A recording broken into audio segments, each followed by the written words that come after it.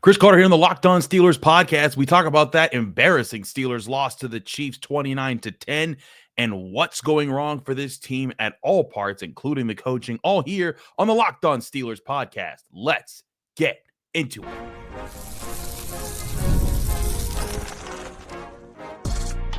You are Locked On Steelers, your daily Pittsburgh Steelers podcast, part of the Locked On Podcast Network, your team every day.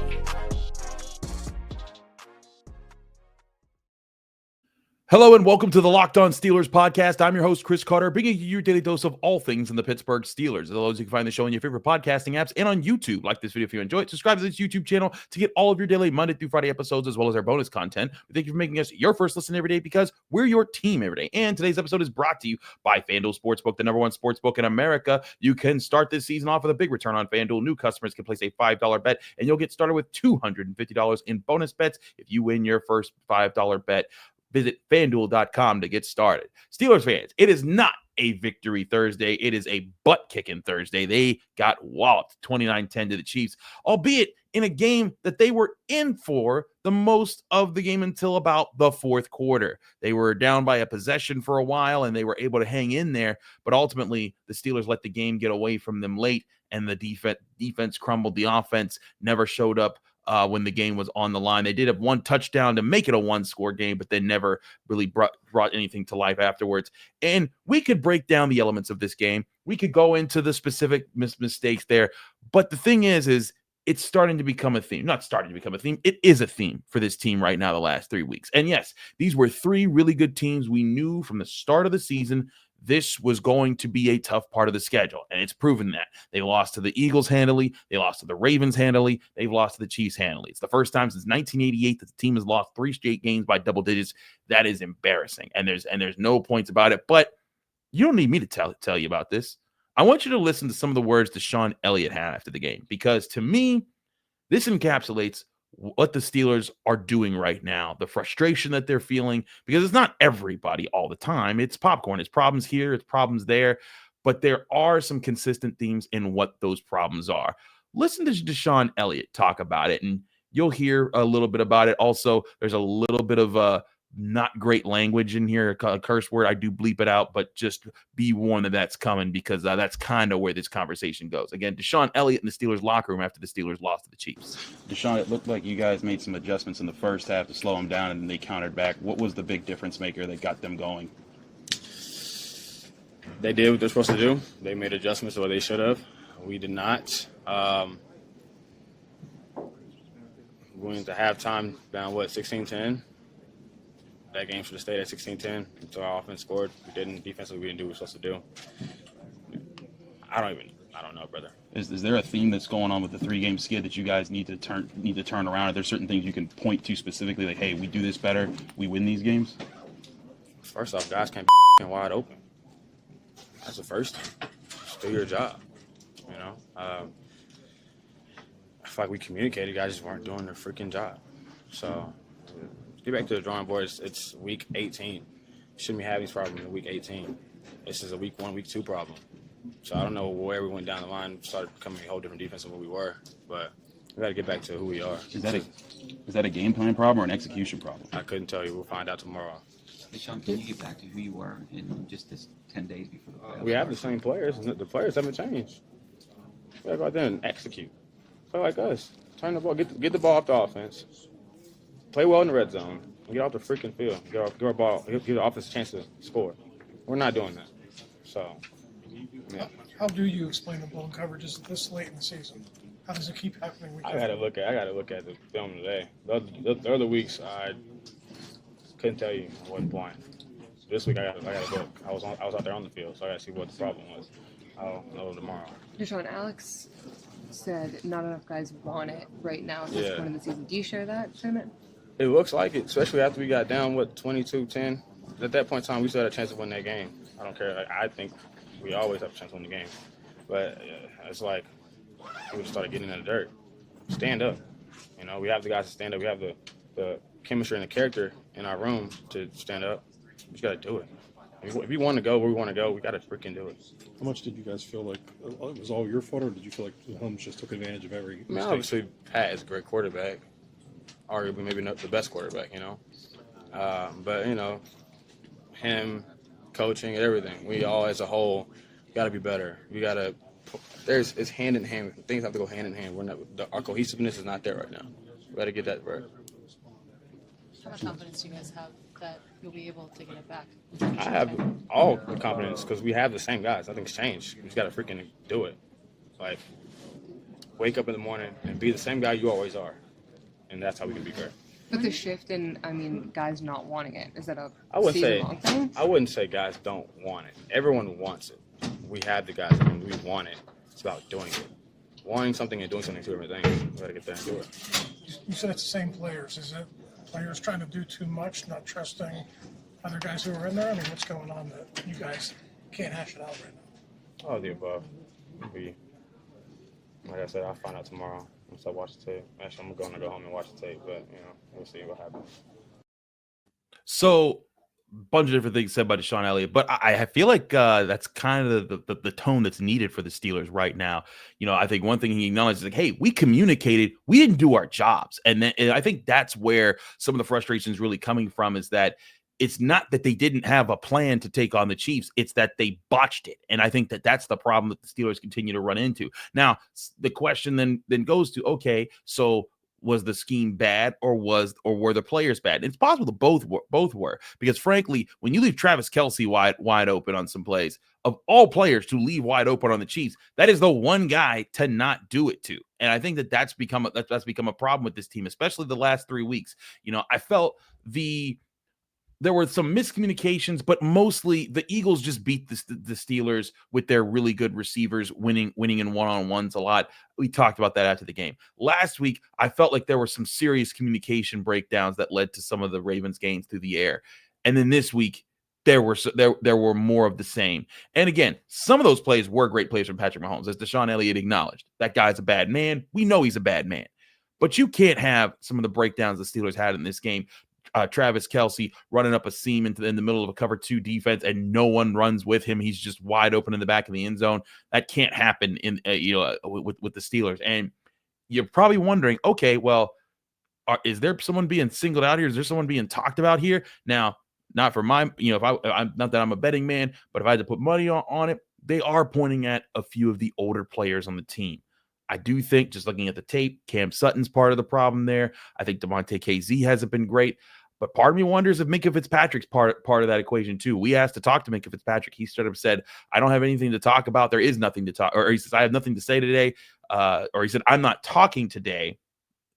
There's nothing to talk about. And you could feel the frustration on him. And I've pointed out, listen, Minkah Fitzpatrick made his fair share of mistakes this season. I don't think he was the bulk of mistakes in this game. I think that there were a lot of miscommunications and just flat out getting beaten in the wrong points. I think this secondary has not been as sticky as it was earlier in the season. Maybe some of that is James Pierre playing. Maybe some of that is Cam Sutton not being the cornerback that they hoped he would be. Maybe some of that they need to get Beanie Bishop back up there. Granted, Beanie Bishop got beat his fair share when he was in for the Steelers. But ultimately, this Steelers defense crumbled late against this Chiefs team. They got beat early. They adjusted to it. They forced 3 punts. They had a red zone stand. Looked like they had figured some things out. But eventually, that offense didn't score points. And then eventually, when the Chiefs kept getting the ball back, especially on the short field, they were able to turn that into points. The Steelers didn't have much of an answer there, especially with their secondary in this game. And that's disturbing, because the Steelers needed to stand up in this game. And it's not just about a player here and there. It's about this team needs to respond as a whole, and it hasn't for the past 3 games. They've been outclassed and outmatched, and that's the problem with this team right now, is that they've done that. And these were 3 games against 3 really good teams. A chance for, if the Steelers won at least one of these games, you'd be sitting here saying, okay, cool, Steelers are in a good position, and they lost 1 or 2, but there's 3-11 games, but you lost all 3, and you didn't just lose all 3, you got smacked in all 3, and that's what's embarrassing about this. And that's what it does point back to. Hey, one loss here and there, that's fine. That stuff happens to every NFL team. Go look at the teams the Ravens have lost to this year. But 3 straight losses, that's when you do have to address things from coaching and top to bottom. Be like, hey, Mike Tomlin, Terrell Austin, Arthur Smith, all three of you. What happened in this game? And look, the offense is not exempt either. Only scoring 10 points against the Chiefs, granted a good Chiefs defense, but still inexcusable. And also odd because the Steelers, if I told you that the Steelers had 50% converted 50% of their third downs in the game and the Chiefs converted 30% of their third downs in the game, you probably would have taken that and said, hey, the Steelers probably might have won that game. If they lost, it would be very close. But no, they lost by 19 in this game. That's the crazy part about this. The Steelers offense moved the ball yet again in this game, but couldn't finish. And that continues to be a problem for this team. Russell Wilson bears his fair share of the blame, but so does this offensive line. I think that's the problem where if you're looking at the Steelers as a team right now and you're trying to find a silver lining, I think you could find a little bit of one in the Eagles loss. Be like, hey, there were some things wrong here and there, but maybe there's some things being figured out. Last week against the Ravens, you were like, okay, Russell Wilson had some bad turnovers, but they moved the ball, and those were fixable. In this game, you had the bad Russell Wilson turnover. You had offensive line getting its butt kicked. You had the defense giving up plays through the air, miscommunicating, losing mismatches, not getting, not bringing down Patrick Mahomes. You had things at all levels. Maybe the one thing that the Steelers did well in this game was defend the run because they didn't let the Chiefs get that going. Kareem Hunt averaged 2.2 yards per carry. Isaiah Pacheco 3.0. So they got back to stopping the run. But still, that's not enough when you're going against a team like this and when you're trying to win a division. And now the Steelers' division hopes are out of their hands. The Ravens just mollywopped the Texans, and they're going to be playing the Browns next week. They're probably going to destroy them too. The Ravens are about to win the division. You're about to be a road playoff team, which hasn't been good for you recently. I want to talk more about this team, what it can do moving forward, but also what it's doing wrong on offense and where Russell Wilson fits into that picture, because we talked a lot about the defense just there, and I feel like that's necessary because of the way they played in this game. But this is a both sides loss. This is a all-encompassing loss, and that should not be lost in the sauce here, and it's not lost in the sauce here on the Locked On Steelers podcast. I'm your host, Chris Carter. Stick with us. We have a lot to discuss. But first, I remind you that this show is brought to you by Rocket Money. Did Rocket Money help you find any subscriptions you forgot about that you were paying for twice? That definitely happened to me, and I had a few subscriptions that I didn't even realize I was still paying for. The Rocket Money made it so easy to track them all down. It's like having a personal assistant on all of your finances. Rocket Money is a personal finance app that helps find and cancel unwanted subscriptions, monitors your spending, and helps lower your bills so you can grow your savings. It brings everything together in one place, whether it's subscriptions, your spending habits, or even the goals you want to hit this year. Rocket Money has over 5 million users, and it's saved a total of $500 million in canceled subscriptions, saving members up to $740 a year when using all of the app's premium features. For me, one of the best features is the subscription tracker, because I've used it to cancel services I wasn't even using anymore. I've always already saved a ton. Plus, with their goals feature, I've been able to automatically set aside money for the future. No more stressing or budging every month. Cancel your unwanted subscriptions and reach your financial goals faster with Rocket Money. Go to rocketmoney.com/lockedon today. That's rocketmoney.com/lockedon. rocketmoney.com/lockedon.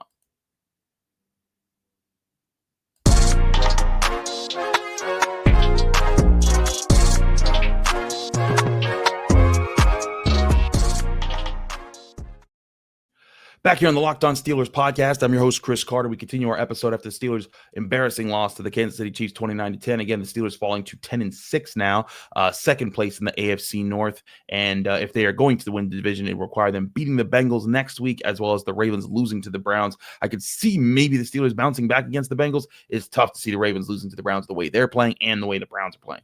But let's talk about the offense a little bit here, because I spent a lot of time on the defense, and I'm going to get back to both here, because at the end of the day, this does come down to the approach to this game. I think there were some good ideas. I think there were some things that were out there, but all in all, this team folded again late, and it felt very similar, right, to the last loss the Steelers had to the Chiefs, to the Ravens last week, right? That this was a game that, okay, clearly the other team has a little bit of an edge, but hey, maybe the Steelers can fight back into it. They're only down, they're only down by a score going into the half. They're only down by a score, or going into the fourth quarter. It was the same thing last week where they were tied at one point, 17-17. Then in the third quarter, they went down 7 points. Then they're in the fourth quarter with the ball and down by a single score. And then all of a sudden, just big mistake after big mistake after big mistake, and the other team wins by double digits. The Ravens doubled them up 17 points last week. The Chiefs win by 19 this week, and it was a similar thing. Steelers were only down 6 going into the fourth quarter, and they give up 2 touchdowns and don't have any answers. And listen, as much as the defense deserves blame in this game, the offense deserves blame too. You can't go into games and you only score 10 points and win in today's NFL. And frankly, if they had scored 17, it still wouldn't have been enough. But they needed to at least possess the ball more. Now, they ultimately won time of possession barely in this game, 31 minutes and 22 seconds to 28 minutes and 38 seconds. But when you're playing a team like the Chiefs, you need to win it considerably. Like the first time they beat the Ravens, they outpossessed them by almost an entire quarter. In the last game, the Ravens outpossessed them, and that's what you cannot have when you're a team like the Steelers. You need to win with possession football. You need to be able to bring things together, and I think that's the thing the Steelers haven't done, especially on offense. And what's crazy is, again, both the running backs averaged over 4 yards per carry. In fact, over 5 yards per carry. Najee Harris, 5.7 yards per carry. Jaylen Warren, 6.5. And Russell Wilson even got going. The run game got going in this game, but the pass game didn't. And it got going at times, but there were just some big mistakes. You had Russell Wilson's interception. Now, I will say this about Russell Wilson's interception. Live, it just looked like you can't throw that, Russ. You can't throw that, Russ. But when I looked back at it, George Pickens looked like he was supposed to be running a deep route. He runs a shorter route. It allows the safety to kind of come off of Pickens and then go over to help against Freiermuth. If the safety's not there, that ball was going to be there for Freiermuth in the end zone, and that would have been a huge game momentum shifting touchdown. Instead, it was a huge game momentum shifting interception. And listen, I know there's people out there that's going to be complaining about the Darnell Washington hold. I thought it was a soft call too, but thing is when you're playing the Chiefs, you got to know, like when you play the Patriots when they were great, like when teams play the Lions this year, there's a lot of calls complain about it against them. When you're the top dog team, you're going to get some of those calls. The Steelers used to get those back when they were a top dog team at times, and now you're on the opposite end of that, and you have to battle through those and find those moments. And that was a moment where they needed to battle through it. And now we could blame Russell Wilson and we could blame George Pickens, but ultimately it was a key mistake that cost them in the game. I thought there were several plays that Russell Wilson would like to have back with the way that he handled situations, especially the pressure in the game, because when I was looking at the game and how the Chiefs were getting after him, and granted, the offensive line, and they did bear a lot of responsibility in this game. If you remember, I picked the Steelers to lose, and I thought a big part of the reason was going to be their offensive line was not going to be ready for this pass rush, even without Chris Jones. And that was the case. They gave up 5 sacks, 2 to Dana, 1 to Anaduki Uzoma, 1 to Karlaftis, 1 to Wharton. They was just pressure from all over. Dan Moore Jr. getting beat a lot in this game. I'll look to see where the other ones came from. I didn't get to study it too much, but just looking at how that played out, that got to Russell Wilson, and it made him have happy feet. There was a red zone possession, I think, in the third quarter where the Steelers had Pat Freiermuth wide open in the end zone, and Russ took his eyes from looking downfield because he was too worried about the pressure getting through. And part of that, Russ needs to be able to be the tough quarterback that stands in there and makes the play, but he's also trying to manage the pressure of the game. And I will say this, Russell Wilson showed that he's not as he's not a statue exactly in the backfield. He was able to run for 55 yards and ran for a touchdown. And there were several drives that he kept alive with his legs. He deserves credit for that. But at the same time, he's supposed to be the quarterback that's reading defenses, picking where they're from, and being more consistent with delivering the ball where it's supposed to be in the offense. There were times that he did that. There were times that he found Pat Freiermuth, going down the seam against the blitz and moving the ball at the right times. There were times he was able to get the ball to Jaylen Warren in the right spots. Times he got to George Pickens in the right spots, and Calvin Austin, but it wasn't enough. And when you're Russell Wilson, you're brought in to be this team, you need to be the guy that balances things as the quarterback. And frankly, on the flip side of that, the offensive line needed to step up at some point in this game and give better protection. And you look at how they handled this game. This offensive line, it's very young. It needs to grow, but you were hoping that it would grow more than it has at this point. This is a defensive front with the Chiefs that's missing Chris Jones. Now, again, I pointed out before this game, the Chiefs still have a lot of good players up front, and they were going to be a problem whether Chris Jones played or not, and it turned out they were. But this was your chance as an offensive line to step up and be a better player or be a better unit, and you weren't in this game. And so now you look at Pat Meyer, you look at the offense, you look at the offense, and there were certain play calls I disagreed with. The handoff on 3rd and short to Cordero Patterson when you were moving the ball with everybody else. Jaylen Warren was doing well. Najee Harris was able to get yards. Russell Wilson was even, completing the ball here and there. and you hand it off to Cordero Patterson, you just lose there. But there were also times where they had, I think, the right play lined up, and the offensive line just gave up pressure at the wrong moment. And that's where this team is right now, is that it can do X right and then miss Y and Z, and that's what's cost it down the stretch. Now, I'll be very fair, as I always am. This is still a team that has a winning record. They're 10-6 now, but the bottom line is they've lost 3 straight. They were 10-3. They started off the season 4-0 against playoff teams. They're now 4-3 because of the 3 games in the last 11 days that they've lost. That's where this team is. That's what defines it right now. And now you're all looking inward to try to find answers for to try to bounce back at the end of the season. And you have a Bengals team coming to your place in 10 days where you get to catch your breath, lick your wounds a little bit.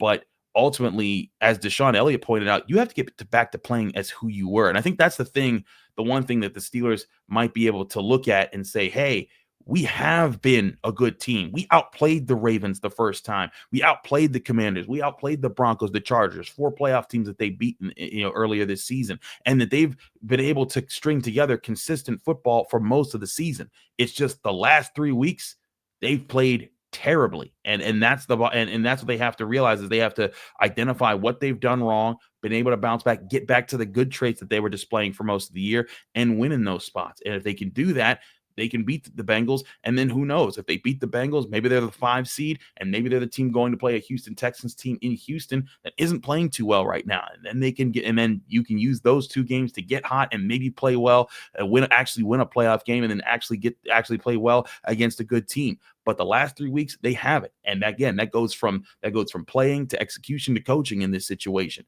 Again, I think that there are times that coaches get blamed for things just because fans are upset and they're like, oh, this player did this player did that. But in a 3-game stretch, when you play this poorly, just like I said last year when they went into a 3-game stretch, I said, hey, coaching's got to adjust to some things and pick some things out. Last year, part of that adjustment was getting Mason Rudolph in instead of Mitch Trubisky. I don't think it's as simple as that. One, Justin Fields is hurt, and I don't think that switching him in for Russell Wilson's the complete answer right now. But 2, it's not the offense that's worrying me, purely in this time around. It's more about also the defense isn't playing well enough in key moments, and they need to step up at some point, get more pressure. The coverage has to be more consistent. And I think another thing about it, when you go into and you look at this game, as Deshaun Elliott put it, guys were freaking wide open. They were all over the place. And Travis Kelce's running up the seam. Xavier Worthy's running in the flats, and it's different guys in different times. That has to get shored up. And if the Steelers don't find a way to do that, it's going to be a rough, spoiled year after what looked like a promising start to get to the season at 10-3.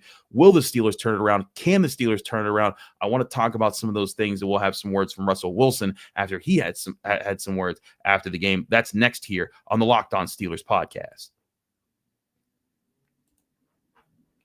But first, I remind you this show is also brought to you by FanDuel Sportsbook, the #1 sportsbook in America. As always, FanDuel Sportsbook brings you all the odds, ends, and lines in all the sports. And right now, new customers can finish the season strong with $250 in bonus bets if your first bet of $5 or more wins. FanDuel has so many ways for you to win and pick up a W. I love betting on which players score a touchdown and how many points each player will score, each team will score, because it's thrilling. And there's plenty of big matchups coming into the weekend. While the Steelers are done playing, the Broncos and the Bengals are facing off, and the Bengals are 3-point favorites at home. Meanwhile, you have other big matchups this week, like the Packers at the Vikings. For the fate of the NFC, for the number 2 team in the NFC North right now, 1.5-point favorites are the Vikings at home.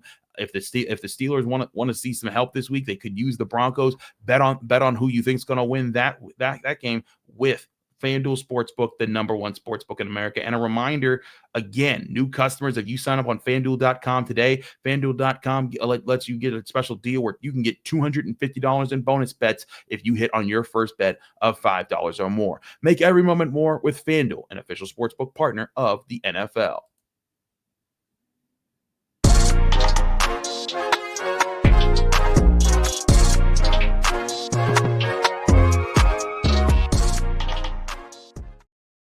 We're back here in the Locked On Steelers podcast. I'm your host, Chris Carter.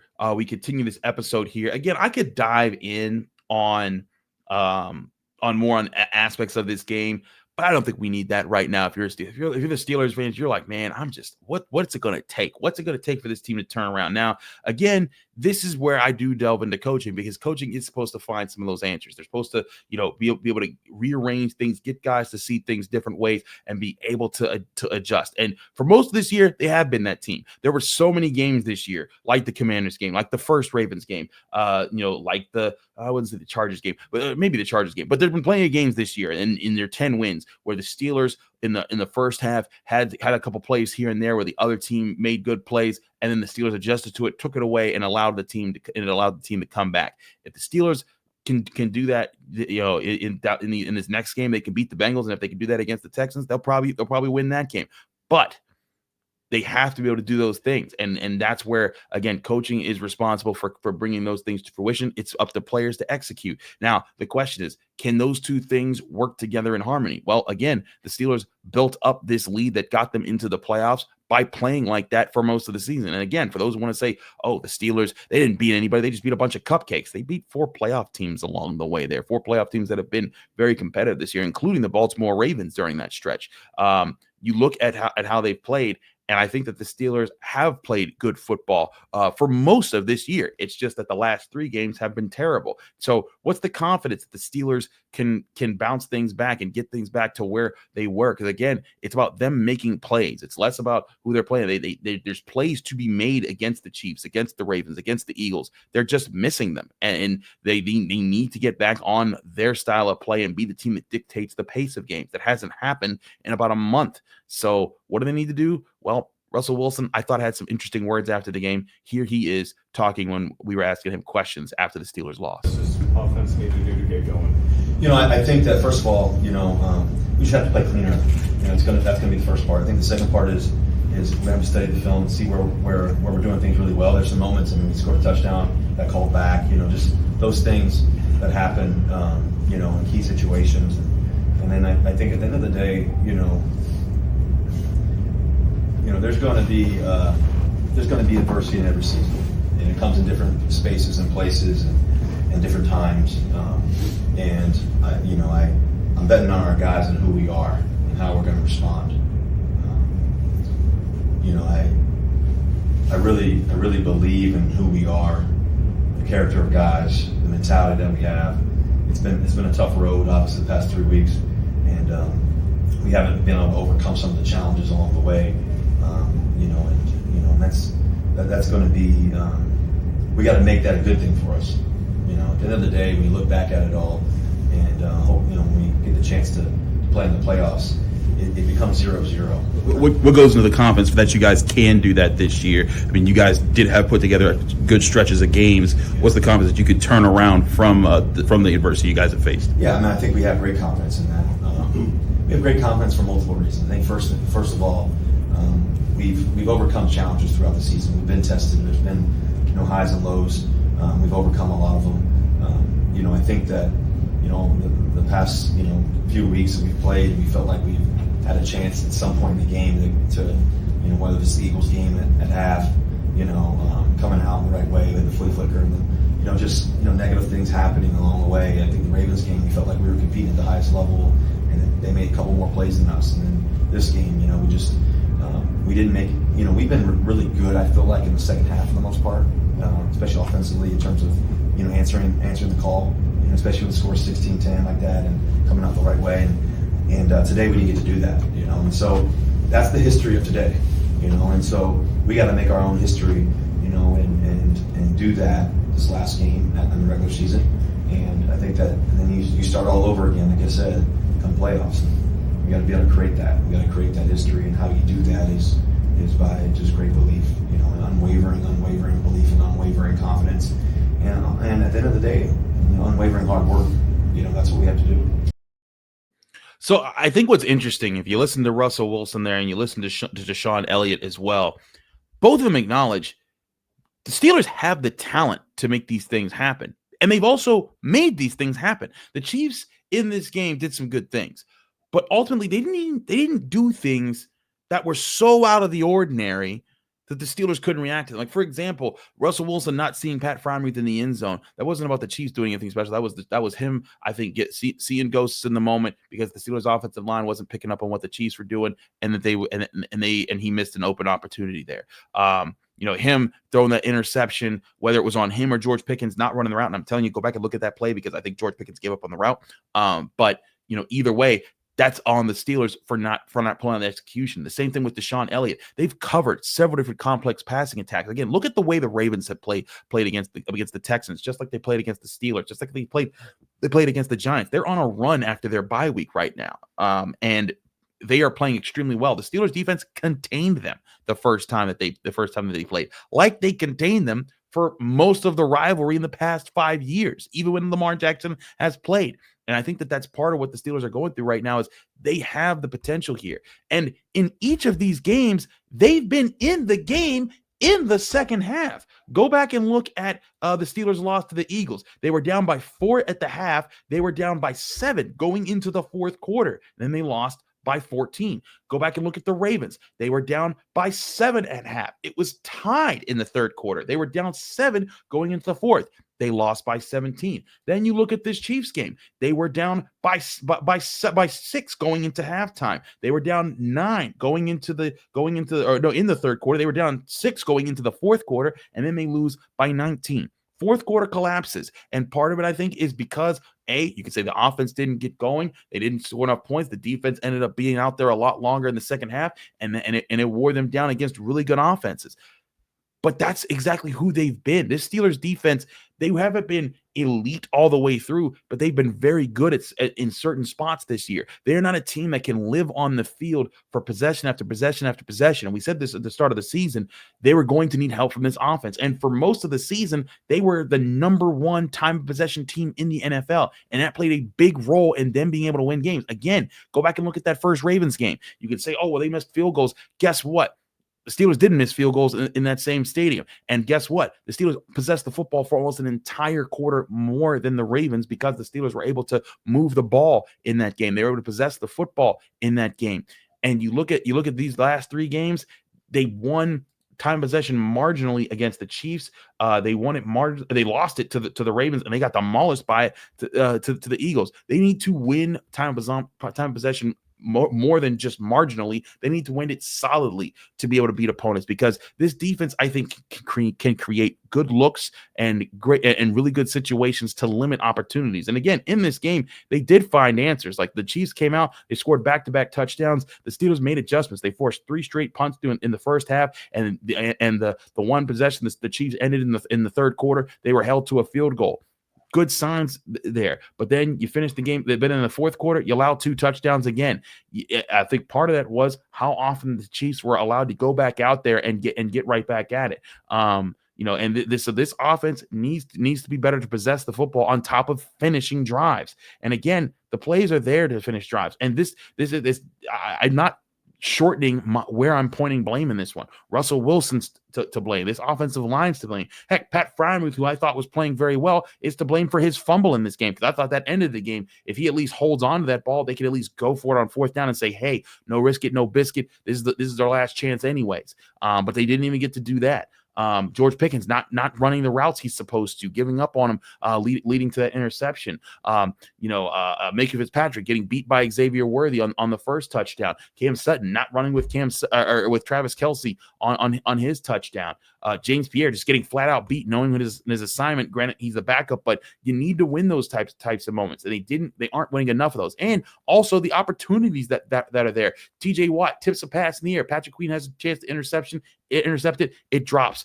Mark Robinson forces a fumble for the Steelers. Their 4th straight fumble force that they do not recover. The Chiefs get it back in that game. You had a touchdown wiped off the board with Jaylen Warren as he ran into the end zone, and that led to a turnover the very next play. Granted, again, I disagree with the call that wiped that touchdown off the board. But again, these are missed opportunities the Steelers had. If those 3 things swing the Steelers' way, maybe they win this game. Maybe they don't, but they at least make it a close game. And then in the fourth quarter, instead of feeling out of it for the last 12 minutes, you're right in the game, and you have a chance to put the pressure on the Chiefs to have to do more things in this game, but they didn't. And that's the bottom line of where this team is right now. Again, your record says what you are. And right now they're a 10-6 team that's 4-3 against playoff teams. And when you look at that, you look at that and you're thinking, man, this team can play up or they can play down. And lately they've played a lot of down. They need to turn things around if they want to hope to win to win a game in the playoffs. They're in the playoffs. We know that much. But if they can beat the Bengals in about 10 days, using this time to rest, get healthy, but also get coordinated again and get back to playing their style of football, that would go a long way for the Steelers to be able to reclaim success, win a game in the playoff, and then try to go on a run. But they have to stop the bleeding now. And if they don't, it's going to lead to another disappointing finish to the season. And that is something that would, I think, force the Rooneys, force this organization to look at changes from top to bottom. Now, again, they're not touching Mike Tomlin. He just signed a 3-year extension. He ain't going away. But Terrell Austin, maybe. Arthur Smith, I think because he's new, they'd give him another year. But Pat Meyer, he stuck around through the Matt Canada change. Maybe. Guys like that, I think that there's going to be questions across the board. Again, we'll cover all this as we continue to look at things. I'm going to spend tomorrow. I got to cover Pitt, Toledo tomorrow. Shout out to my boy Stephen Thompson for the Post-Gazette. He's at the game, but I got to watch it from home, and we got to do work on that. But over the next 2 days or so, my plan is to look at more film from this game and compare it to some other things. And I'm going to try to find more things in all 22 tape to talk about that where breakdowns are happening and see if we can isolate certain things that we can point to that the players are kind of hinting at in their interviews. We'll talk about all that here on the Locked On Steelers podcast. I'm your host, Chris Carter. Follow me on Twitter, Instagram, Blue Sky, TikTok, all the things at Carter Critiques. Read my work in the Pittsburgh Post-Gazette, post-gazette.com. Find me here on the Locked On Steelers podcast every day, Monday through Friday on your favorite podcasting apps and on YouTube. Like this video if you enjoyed. Subscribe to this channel to get all of your Monday through Friday episodes. Merry Christmas, Steelers fans, and happy Kwanzaa to those who celebrate. We'll be back on your screens and in your ears tomorrow with another episode of the Locked On Steelers podcast.